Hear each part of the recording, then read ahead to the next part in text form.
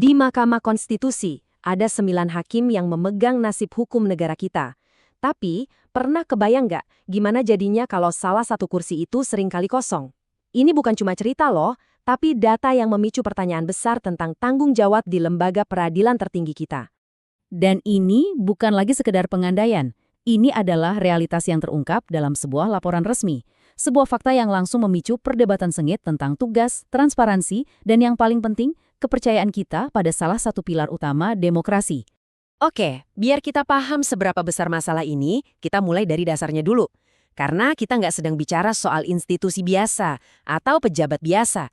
Ini adalah puncak kekuasaan yudikatif, tempat di mana undang-undang diuji dan nasib jutaan orang ditentukan. Hakim konstitusi itu, simpelnya, adalah penjaga terakhir konstitusi kita. Jumlahnya cuma 9 orang. Setiap putusan mereka itu final, nggak bisa diganggu-gugat, dan bisa mengubah arah bangsa. Jadi ya, ketidakhadiran satu orang pun bukan masalah sepele. Ini soal kekosongan yang berpotensi mengubah keseimbangan.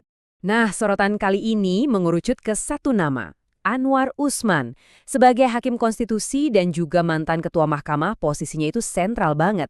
Jadi wajar kalau setiap tindakannya, termasuk soal kehadiran, selalu berada di bawah pengawasan publik yang ketat. Sekarang, kita tinggalkan dulu konteksnya, dan kita beralih ke bukti konkret. Karena disinilah ceritanya jadi sangat spesifik dan ya terukur. Mari kita biarkan angka-angka yang bicara. Penting untuk dicatat ya, data yang akan kita bahas ini bukan gosip atau spekulasi. Ini datang langsung dari laporan tahunan Majelis Kehormatan Mahkamah Konstitusi atau MKMK untuk tahun 2023. Tugas MKMK ini kan menjaga kehormatan para hakim, dan laporan ini adalah salah satu wujud pertanggungjawaban mereka. Angka pertama yang muncul, jujur, cukup bikin kaget. 81. Itu artinya 81 kali absen dari sidang pleno.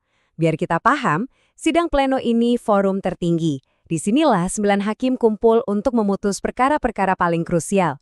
Absen di sini berarti kehilangan kesempatan memberikan suara dalam putusan akhir. Tapi nggak berhenti di situ. Tercatat juga 32 kali absen dari sidang panel. Nah, sidang panel ini kayak tahap awal, ruang operasi pertama di mana 3 hakim membedah sebuah perkara, memeriksa bukti, dan mendengar para pihak. Absen di sini ya berarti nggak terlibat sejak awal pembahasan. Dan angka yang sama muncul lagi, 32 kali absen dari rapat permusyawaratan hakim atau RPH. Nah, ini dia bagian paling krusialnya. Kalau sidang pleno itu panggungnya, RPH ini adalah ruang mesinnya. Disinilah perdebatan hukum paling sengit terjadi, tempat para hakim beradu argumen secara tertutup sebelum mengambil sikap. Kehilangan momen ini berarti kehilangan inti dari proses peradilan itu sendiri. Kalau kita lihat data khusus untuk RPH tadi, forum ruang mesin itu, tingkat kehadirannya cuma 71%.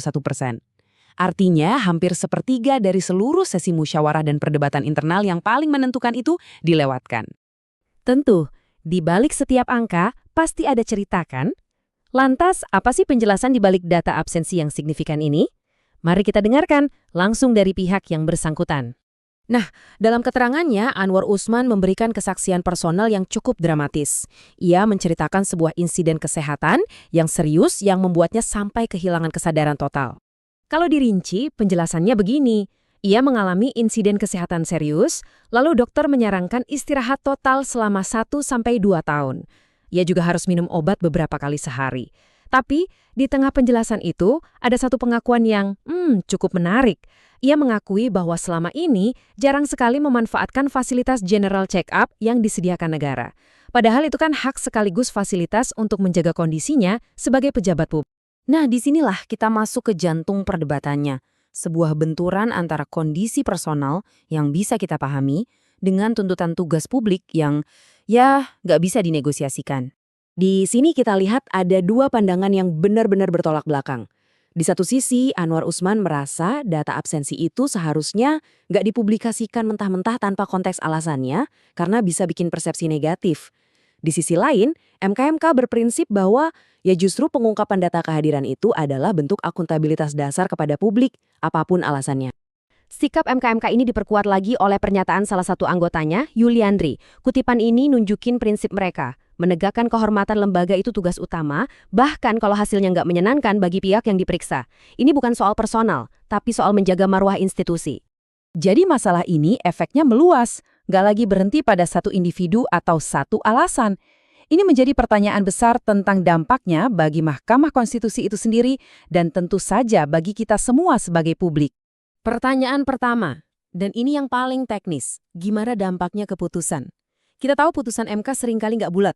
Bayangin aja sebuah kasus penting diputus dengan perbandingan suara 5-4. Kehadiran atau ketidakhadiran satu hakim saja bisa membalikkan hasil putusan 180 derajat. Jadi, ini bukan sekedar angka, tapi potensi pergeseran hasil hukum. Lalu, ada dampak kedua, yang mungkin lebih abstrak tapi justru lebih dalam, soal kepercayaan. Mahkamah Konstitusi itu kan benteng terakhir, wibawanya dibangun di atas kepercayaan publik. Ketika muncul pertanyaan tentang komitmen dan akuntabilitas para hakimnya, fondasi kepercayaan itu bisa sedikit demi sedikit terkikis. Jadi, setelah kita lihat datanya, dengar penjelasannya, dan paham konfliknya, kita sampai pada sebuah pertanyaan fundamental yang melampaui kasus ini. Karena pada akhirnya, ini bukan lagi sekedar soal kesehatan satu orang hakim. Ini adalah tentang sebuah prinsip dasar. Sejauh mana seorang pejabat publik, dengan segala tanggung jawabnya, harus menyeimbangkan antara urusan pribadinya dengan kewajiban mutlaknya kepada negara. Jadi, kita tutup pembahasan ini dengan satu pertanyaan besar untuk kita renungkan bersama. Di mana kita harus menarik garisnya antara hak privasi seorang pejabat dan hak absolut publik untuk tahu? Kapan kondisi pribadi berhenti menjadi urusan personal dan menjadi masalah akuntabilitas publik? Jawabannya mungkin gak hitam putih, dan perdebatan ini jelas masih jauh dari kata selesai.